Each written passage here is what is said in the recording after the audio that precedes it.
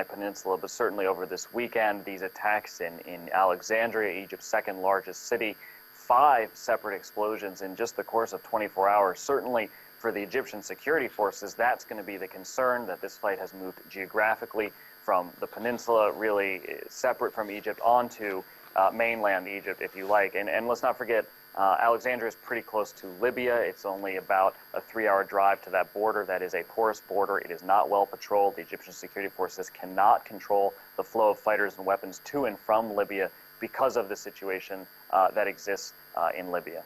Now, we know that the Arab League of foreign ministers are meeting at the moment in order to address issues which Egypt is also a part of what they're discussing.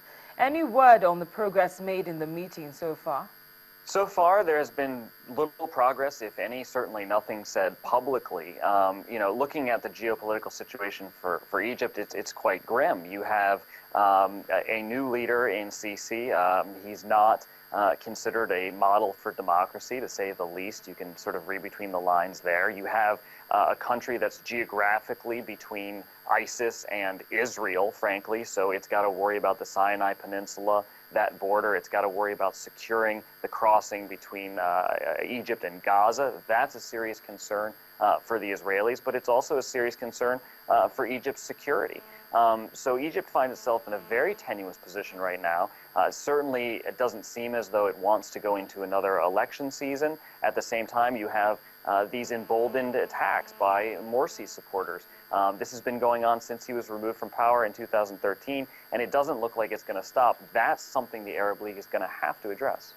Now, finally, Cal, do you think that these incidents, like what we've seen in the city of Alexandria and Sinai, could deter the Egyptian government concerning the role it's playing in countering the Islamic State? Yeah, I think that's certainly the big concern, and I think that goes for countries throughout the region. Look at Jordan. Jordan is dealing with the same thing. It has a homegrown problem with the fighting of the Islamic State. So the support that these countries are dealing with their domestic consumption is a very difficult thing to gauge. It's clearly the next coming kind of debate in these countries, especially the Gulf nations which have taken part in these airstrikes. For Egypt, this is a question of identity. Who do they want to be allied with? Do they want to continue to be allied with countries in the West, or are they going to take on the role of a leader in this region in the fight against the Islamic State? Can they do that? Will people inside Egypt allow that to happen, or will it become what we've seen, which is more bombings, more attacks on this government? Well, hopefully it won't be the latter, but thank you so much for your input, Cal Perry. We really appreciate your time. Thank you. Thank you. Now to other matters. The French and Malian foreign ministers have met and are still meeting in Paris after several recent attacks in Mali over the weekend. The recent incident points to ongoing unrest 2 years after France helped retake the desert north from al-Qaeda-linked militants. France launched a UN-backed military intervention in its former colony back in January 2013 to drive Islamic militants from towns in northern Mali, which they had seized a year earlier. The militants were scattered but continued to mount an insurgency against the Malian army and UN troops based there.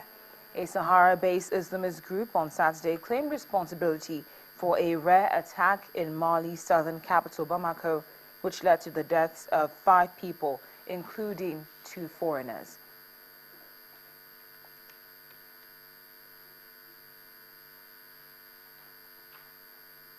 Well, in a bid to step up a regional push to end the 6-year insurgency of Boko Haram, Chad and Niger launched a joint army operation against the sect on Sunday in Nigeria.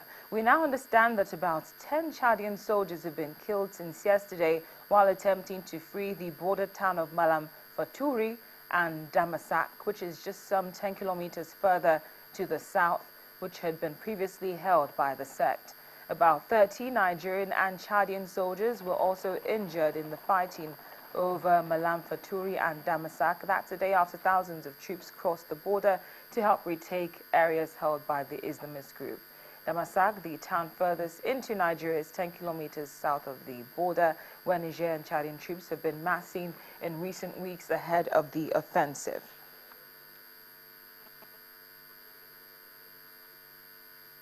Well, we'll take a quick break now. When we come back, we'll bring you updates concerning the case of illegal migration. A person who managed to survive tells us about his ordeal. We'll have details for you on that and more. Please stay with us.